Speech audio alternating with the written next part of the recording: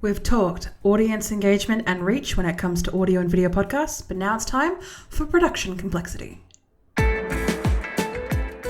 Welcome to Geelong Podcasters, your weekly podcast for tips and tricks to grow your audience. We are a group of passionate podcasters located in Geelong and the Bellarine in Victoria, Australia. If you're down our way at the end of the month, why not come to one of our free monthly meetup events? And also, find the booking links and more in the show notes.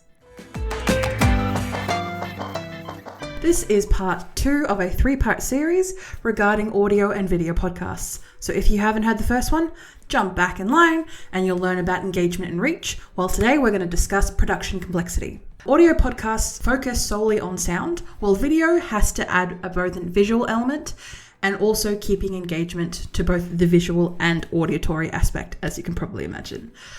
With production complexity, audio podcasts, the reason there has been a very large influx of audio podcasts as of late, when I say as of late, within the past 10 years, is because it only requires the recording of sound. It has basic editing and you can use pretty basic software to edit audio because you're only thinking of one factor. And the audio hosting services are usually quite cheap to upkeep or in some instances free, depending on the type of platform that you're using.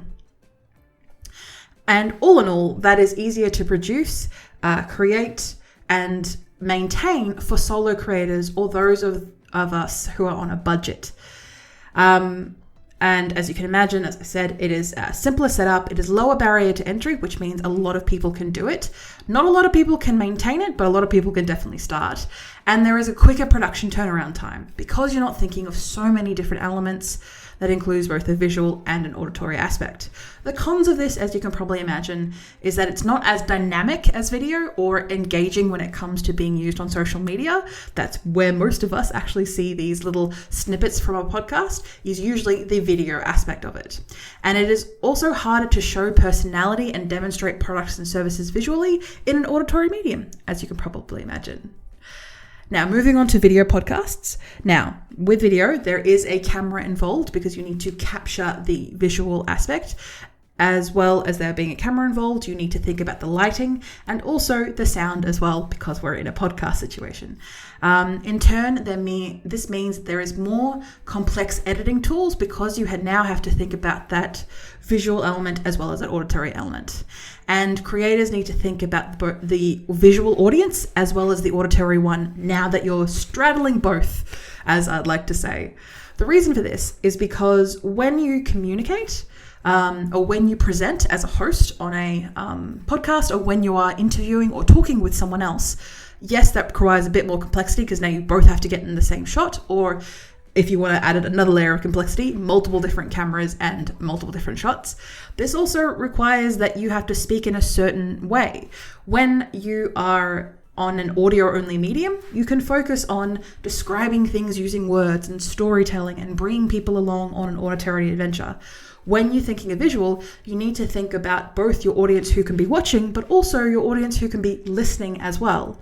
So making sure that when you hold something up to the camera to show the camera, you mention this to the audio-only listeners. Or you provide both context when you're providing something that is a only visual element, making sure that you prompt people to watch you on YouTube or watch you on the website. Whatever you need to do, just making sure that you've got both of those elements when you have a video podcast. The pros of a video podcast when it comes to production complexity is a higher production value. It looks schmick. You have a more immersive audience experience, as you can probably imagine, because they can both see and hear you. And you have a better opportunity of building better personal brands and visually connecting those two elements, especially if you are a small business owner or you are building a personal brand. These things are very crucial.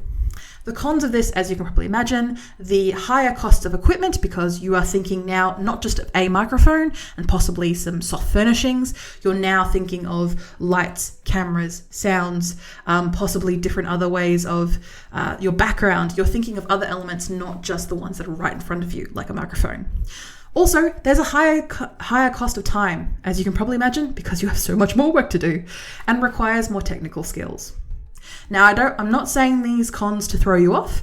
I'm saying that if you are prepared to do something like this with the strengths and challenges that has, maybe a video podcast is the right thing for you. And if not, you can always start with an audio podcast and move to a video podcast when you've got a bigger audience, maybe you've got some money or some sponsor money to throw around, whatever works best for you. The next podcast in our series will be the monetization opportunities. Don't miss out. This podcast is sponsored by me, Zoe, the Video Confidence Coach, connecting the dots of your personal brand with the power of video. See more in the show notes. Speaking of show notes, see all the show notes, including links, upcoming events, and details for this episode and many more in the episode description, or just go to vcc.training/Geelong-Podcasters. Make sure you tune in for next week.